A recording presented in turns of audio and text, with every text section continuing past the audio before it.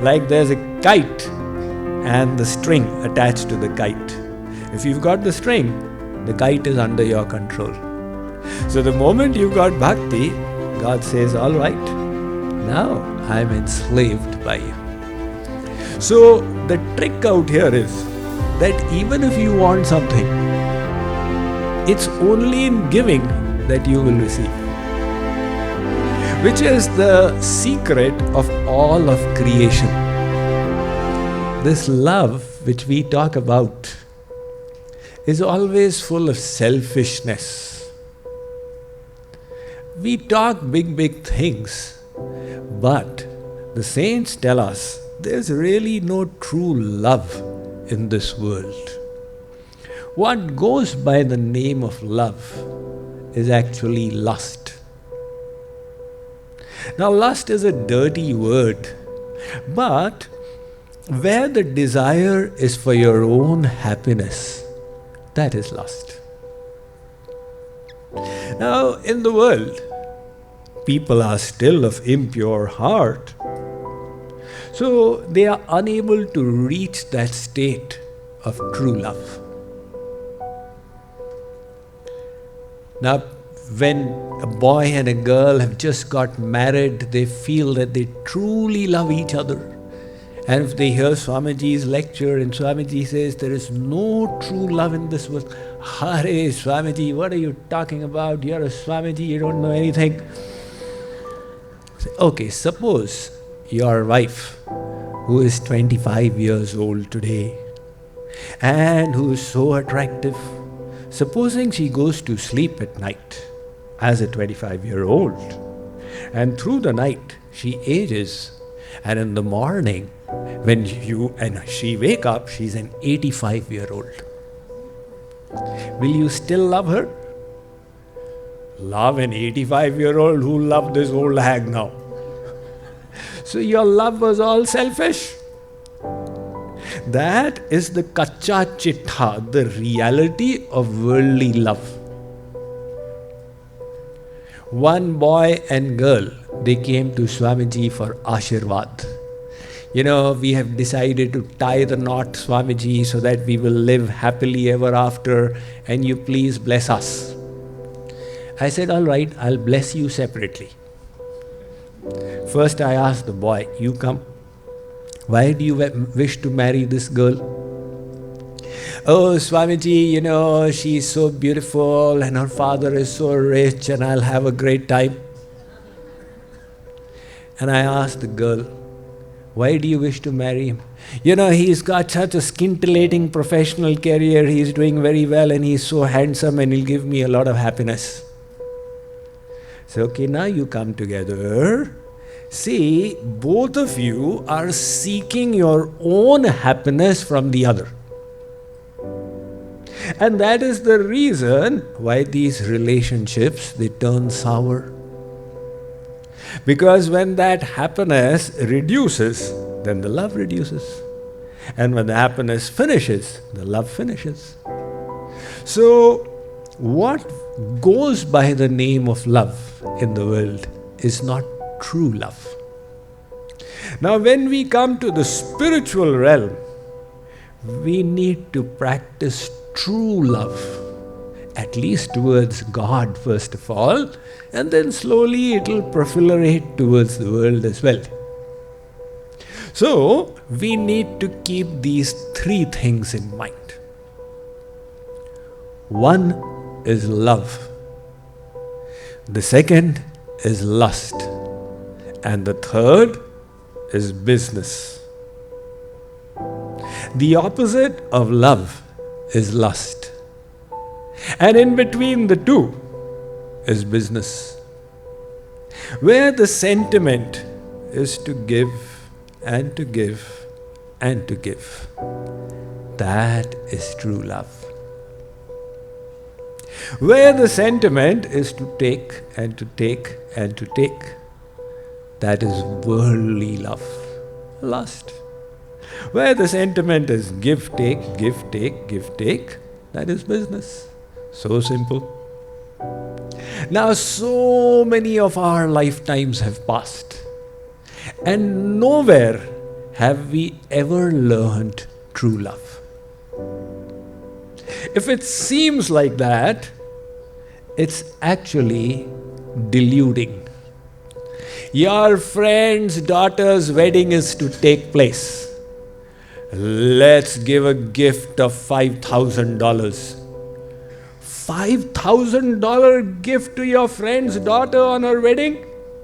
Arey Baba, I've got 3 daughters. Each time they get married, he'll have to match it with 5,000, 5,000, 5,000. So we always think, what will I get? Then we give. And this is our attitude towards relationships. What is in this for me?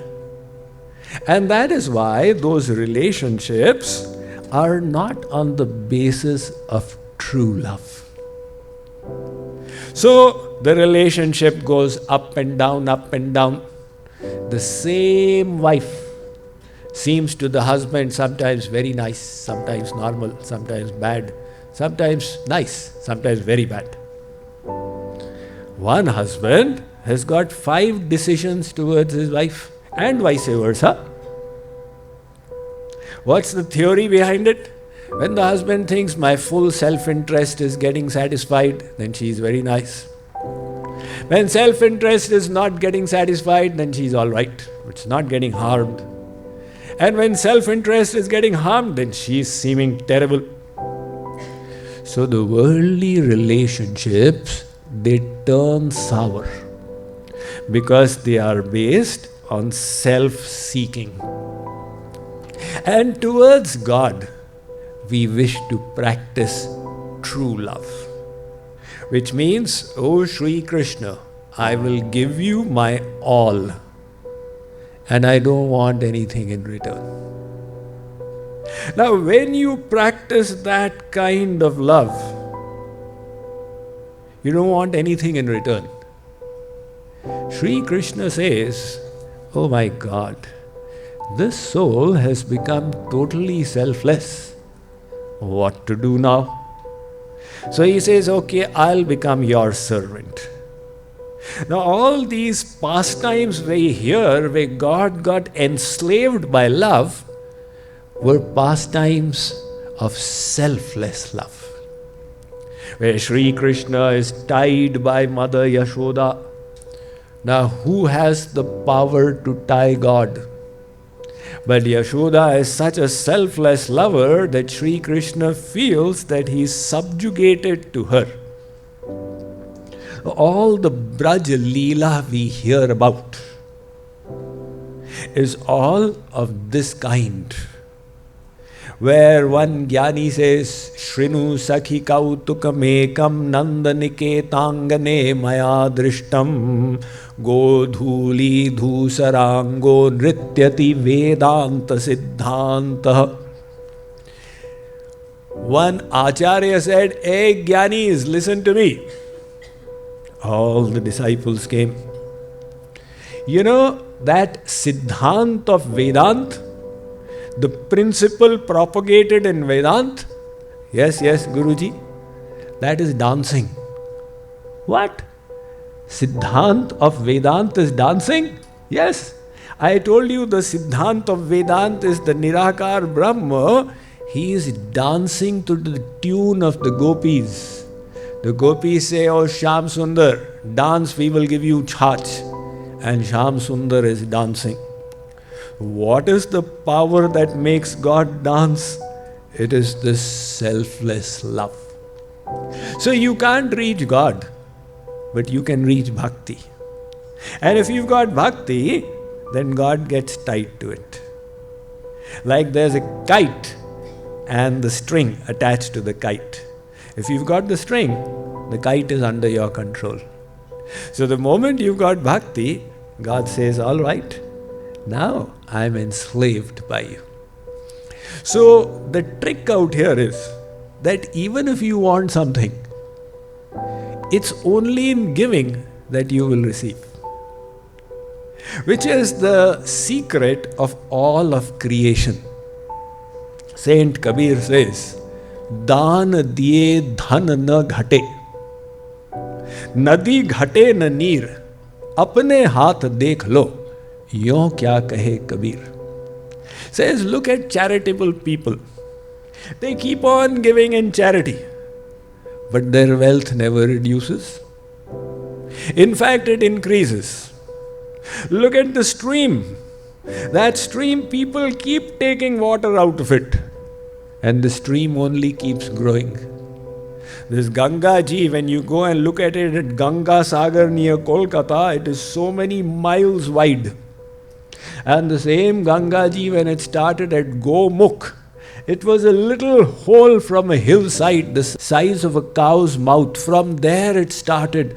So much was taken away from it, and Ganga only kept on increasing and increasing. So it is always in giving that we receive. So the kind of love that we wish to practice with Sri Krishna is selfless love. And in this love, the wonderful part is it will never get destroyed. Why does love get destroyed? Self-seeking. Two lovers decided, we will meet in the park at 5 p.m. One came, the other did not. So the one is waiting, 5 o'clock. She has not come. She doesn't seem to be sensitive. 6 p.m. Still not come. How atrocious. 7 p.m. Oh my God. Now there is no question of love. It has been replaced by hate. So the whole love has exploded. If this person did a right turn, I'll do a left turn. If this person did a about turn, I'll do a quick march. The best of love in the world, that of Romeo and Juliet and Laila Majnu, with a little change in behavior, it is all destroyed. And why is it destroyed? Because it's not true love. So God says, look, with me, you practice true love. And the test of that true love is that if there's a reason for it to be destroyed, even then it is not destroyed. If it is this kind of love, oh Sri Krishna, I'll do bhakti of you and you will do everything good to me. That kind of love anybody can do. Even a dog, you pat the dog and it'll wag its tail. So where your self-interest is getting fulfilled, everybody will love.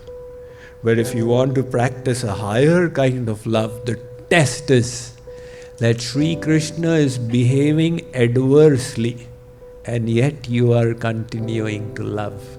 Now you qualify to be a selfless lover.